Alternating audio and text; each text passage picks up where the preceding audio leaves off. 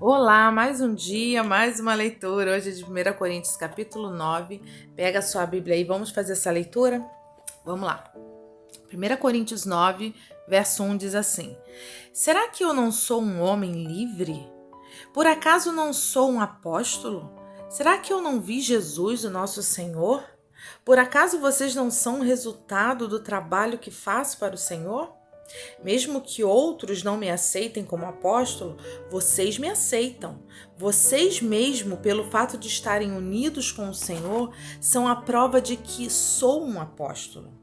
Quando as pessoas me criticam, eu me defendo dizendo assim: será que eu não tenho o direito de receber comida e bebida pelo meu trabalho?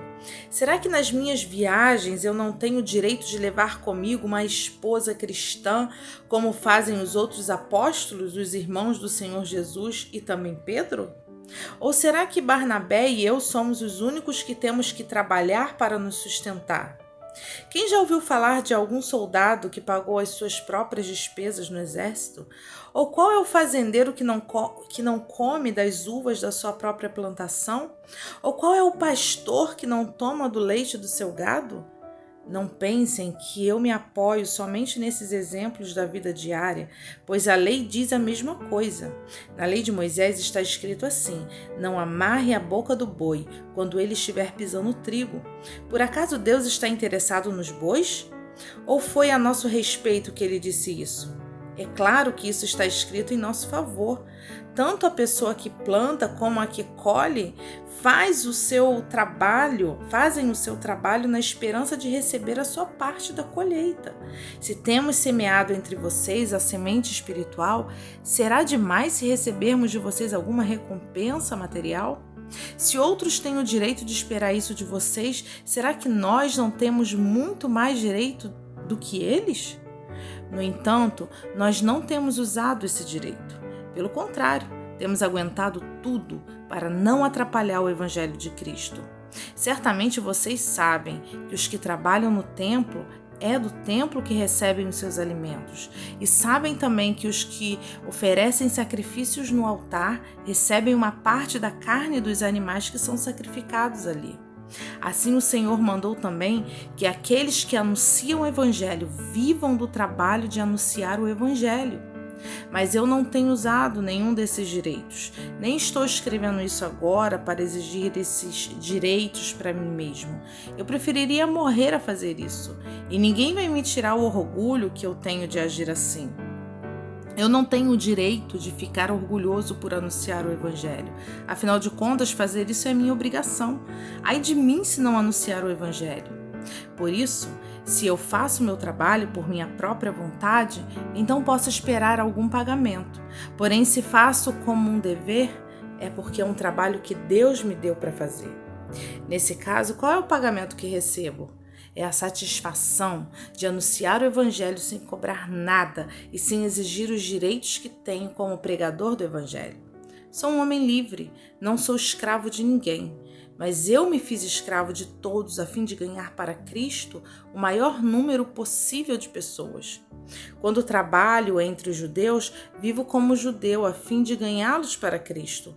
Não estou debaixo da lei de Moisés, mas quando trabalho entre os judeus, vivo como se estivesse debaixo da lei para ganhar os judeus para Cristo.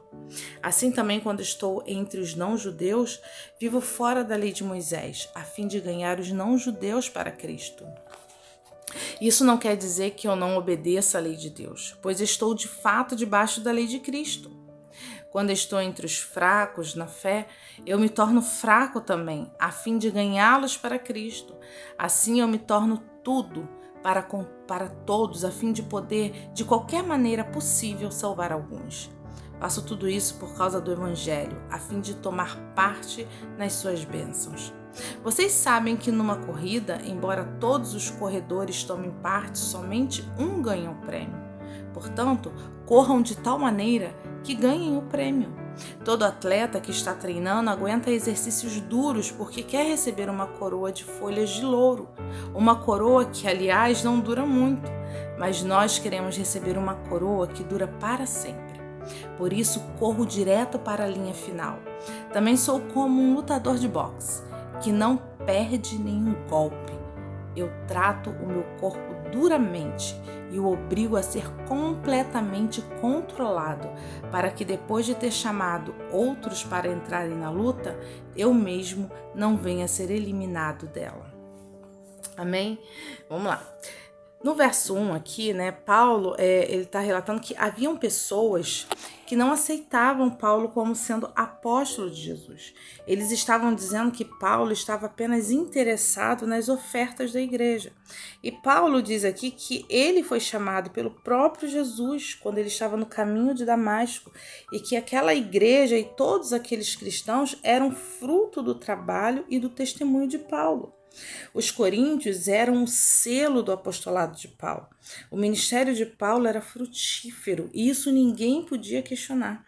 Ninguém questionava os milagres, né? Tudo que Paulo fazia era visível, o poder de Deus na vida de Paulo. As pessoas eram batizadas pelo Espírito Santo. A gente vai ler em Atos, né? Escrito por Lucas, tudo aquilo que Paulo fazia e nós vamos ver lá em Atos dos Apóstolos. Você pode ir lá dar uma lida. Então ninguém tinha como questionar, mas mesmo assim Satanás usava essas pessoas para trazer descrédito, para tentar descredenciar Paulo. E por causa dessa desconfiança de alguns, Paulo ele abriu mão do sustento, né, de ser sustentado pela igreja, mesmo sabendo que ele tinha esse direito. Então, para se sustentar, Paulo ele tinha que fazer tendas. A gente vê lá em Atos 8:3, né? Paulo ele fazia tendas. Vez ou outra ele recebia ofertas de algumas igrejas, mas era muito pouco, né? O que sabemos, né? Eu vou voltar aqui. O que sabemos sobre a profissão de Paulo, né? Lá em Atos 22:3, né, diz que Paulo ele foi aluno de Gamaliel. Mas quem foi esse Gamaliel? Vamos dar uma lida lá em Atos, capítulo 22, verso 3, que diz assim: Paulo aqui, né, ele vai estar se defendendo diante dos judeus. Ele foi espancado, né, fora do templo, uma certa ocasião, e ele estava se defendendo ali, né, porque eles diziam que Paulo estava trazendo uma heresia e tal. Então Paulo ele vai se defender e ele diz assim: eu sou judeu, nascido em Tarso, na região da Cilícia, mas fui criado aqui em Jerusalém como aluno de Gamaliel. Fui educado muito rigorosamente dentro da lei dos nossos antepassados. Eu era muito dedicado a Deus, como todos vocês que aqui estão.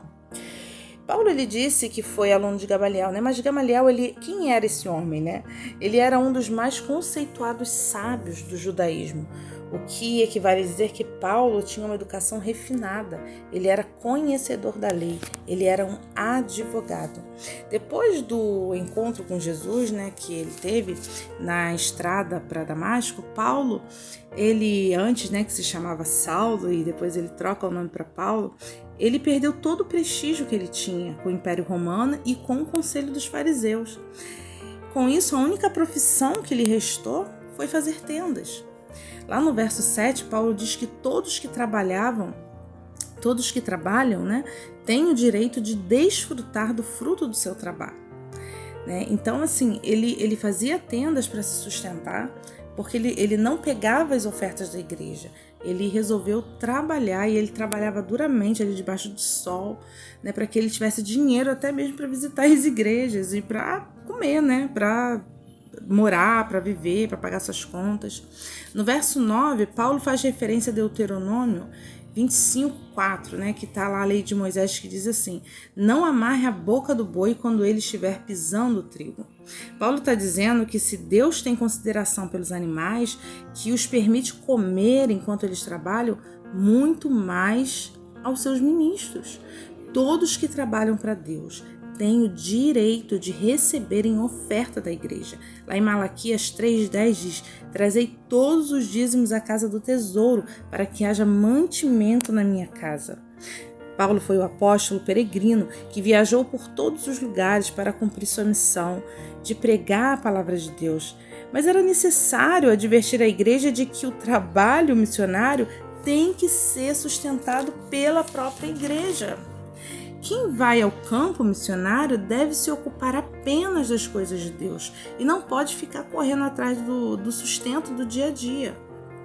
A revolta de Paulo aqui era pela displicência das igrejas, que não se importavam com as necessidades dos seus missionários. No verso 11, né, ele diz assim: se temos semeado entre vocês a semente espiritual, será demais se recebermos de vocês alguma recompensa material? Então Paulo aqui ele decidiu viver do trabalho de fazer tendas, abrindo mão de cobrar as ofertas que ele tinha direito, né, por causa daquelas acusações de que ele estaria interessado apenas no dinheiro. Então, por causa da dureza do coração das pessoas que valorizavam mais o dinheiro do que os ministros do Senhor, Paulo ele se colocou naquela situação, né? Ele colocou aquela situação na balança. Uma vez que ele sofria aquelas falsas acusações, ele preferiu abrir mão para que mais vidas fossem salvas, né? Para evitar que as pessoas fossem escandalizadas, acreditassem naquelas mentiras. Então ele, quer saber? Eu vou fazer tenda, não precisa mandar dinheiro não. Mas ele tinha uma revolta, ele tinha, né? Ele estava ali demonstrando, né? Chamando a atenção da igreja, dizendo que não era certo. Assim, seus caluniadores, eles foram envergonhados, porque eles não tinham do que acusar Paulo. Então, hoje em dia, né, por causa dos falsos pastores, aqueles pastores gananciosos, muitos ministros do Senhor, missionários, pastores verdadeiros, eles têm tido muitas necessidades. Né, por causa dessas pessoas que estão ali por causa do dinheiro, muitos deixam de contribuir, deixam de ofertar e muitos pastores passam necessidade. Então, cada um de nós precisamos honrar os verdadeiros ministros do Evangelho e não devemos deixar de ofertar, não devemos deixar de dizimar na casa do Senhor, para que não haja falta de nada. No verso 22, né, Paulo ele diz aqui que os fracos, né, que Paulo ele está se referindo, são pessoas que ainda não têm uma fé amadurecida. Pessoas que ainda têm uma consciência fraca sobre as coisas de Deus, inclusive pessoas ainda incrédulas. Paulo aqui não está dizendo que ele usava de fingimento, né, para evangelizar as pessoas e nem que fingia ser o que não era, para poder, né, de alguma forma persuadir essas pessoas. Quando ele diz que fiz-me fraco com os fracos, significa que ele não se colocava no meio daqueles que ainda não eram maduros no conhecimento, né, das coisas a respeito de Deus, se portando como alguém que apontava o dedo para eles, ou que julgava, ou que censurava, né? Significa que Paulo sabia conversar com essas pessoas no nível de compreensão delas. Então aqui ele está explicando isso no verso 22. Ele sabia se adaptar ao público que o ouvia e por isso tinha sucesso quando passava sua mensagem. Por isso que ele deixava de receber dinheiro, porque ele não queria que aqueles novos convertidos acreditassem naquelas mentiras. Então ele dizia, eu vou abrir mão, né? Enfim, Paulo tinha muito amor à obra, tinha muito amor à igreja, mesmo que ele ficasse no prejuízo, mesmo que ele tivesse que trabalhar de sol a sol, mas ele sabia do chamado que ele tinha e ele, né, graças a Deus por essa dedicação de Paulo para que hoje o evangelho fosse chegado até nós, né, os gentios, nós que não somos judeus, pela dedicação que ele teve, mas não foi fácil, a vida de Paulo não foi fácil. Isso fazia com que as pessoas recebessem, né, a mensagem do evangelho de uma forma mais aberta, porque quando acusavam ele dizia, não, eu não estou recebendo nada não, né?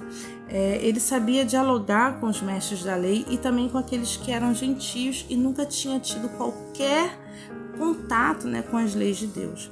Gente, muito linda a história de Paulo, né? Muito a forma como ele se entregou ao evangelho, mesmo sendo prejudicado, ele não deixou de fazer a obra de Deus.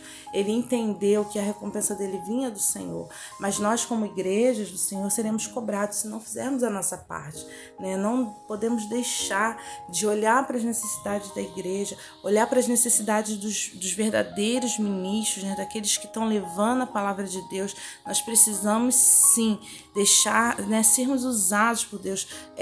Ofertar e dizimar é algo que Deus nos chama a fazer, o dízimo é algo que Deus nos manda fazer e a oferta é algo que Deus nos chama, nos propõe, porque a Bíblia diz que aquele que oferta com o coração aberto, Deus vai retribuir, mas o dízimo, quem não dizima, a Bíblia diz que está roubando a Deus. Então nós precisamos sim fazer a nossa parte, não deixar que o dinheiro seja o nosso Senhor. E se tem pessoas que não estão administrando bem, elas serão cobradas por Deus, elas serão punidas por Deus. Cada um faça a sua parte e vamos seguindo para que naquele dia, quando estivermos frente a frente com o Senhor, isso não venha nos pesar, isso não pese na balança que vai servir para nos condenar, mas que a balança de Deus, ela sirva, que as nossas atitudes não pesem em condenação para nós.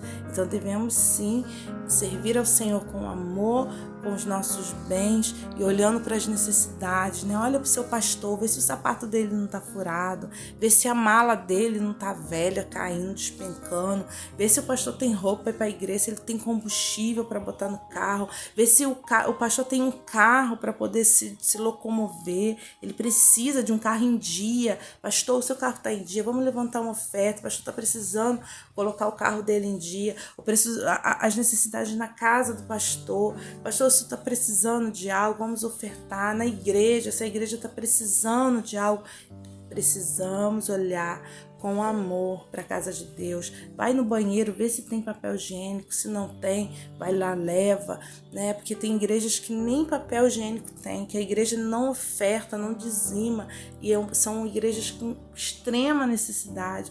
Então nós precisamos fazer a nossa parte, não precisamos fechar os nossos olhos para as necessidades do reino de Deus, porque seremos cobrados por Deus por isso. Mas Paulo abriu mão porque ele queria ensinar, ele queria falar sem que ninguém acusasse ele, apesar dele ter o direito, ele abriu mão do seu direito para que pudéssemos estar sendo admoestados, para que essa verdade fosse jogada até hoje na nossa cara. Ele falou assim, olha, eu não tô pegando nada não, mas eu vou jogar na cara de vocês a verdade, porque vocês estão errando, vocês têm que ter o coração aberto.